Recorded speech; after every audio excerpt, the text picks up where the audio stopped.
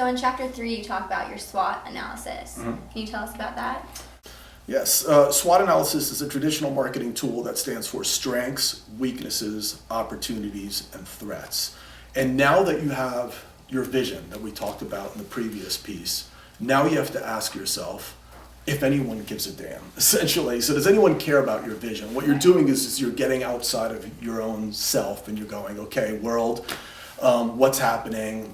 Where is the world going?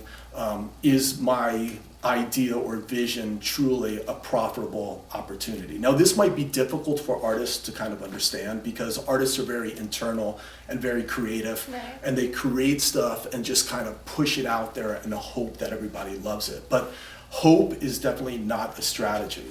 What we have to do is we have to look out in the world and say, okay, where is there maybe a niche in the marketplace, or where is there a void in the marketplace where I might be able to fill it better than anybody else? And obviously, uniqueness is the most important thing to the success of an artist. So this is a good thing. It's forcing people to actually be unique and be more creative. Right. So then once you have that, you have to ask yourself, do you have the strengths to go after that opportunity? And strengths would be internal, so like your skills, your financial resources.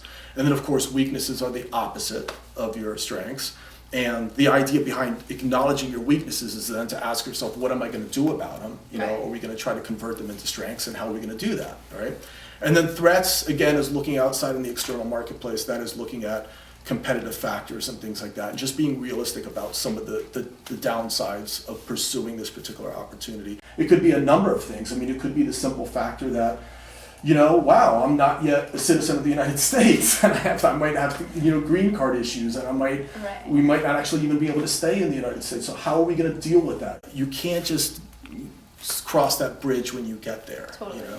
So that's really the essence of SWOT. It's a very important tool to use. So a lot of that is kind of predicting where your genre is going and kind of making your next move off of that, essentially. It's not a difficult thing to do. A lot of times what you can do is you can get, you can actually get, research that's already been published, secondary research. You can kind of see if there's anything that's being written about like new trends and things that are happening, and you can also do your own research as well, primary research, by just observing and maybe conducting tests and asking people questions and that kind of thing.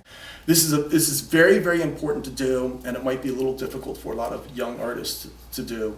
But I think it's essentially something that people do naturally anyway, without knowing they're actually doing it. So the advantage of actually understanding these tools is that you're not going to stumble onto them. They'll be at your fingertips, and you can use them to your benefit, obviously. Right. Well, this was definitely one in my own marketing plan that helped me the most. So. Oh, good. Yeah, I think the idea, I like the Wayne Gretzky, quote where he says, the key to his success is, don't skate where the puck is, ultimately to skate where the puck is going. Right. So we'll talk about the next thing. I think we'll talk about what in the next footage. We'll talk about testing and feedback. So that'll be the next thing we'll talk about. Perfect. Sound good?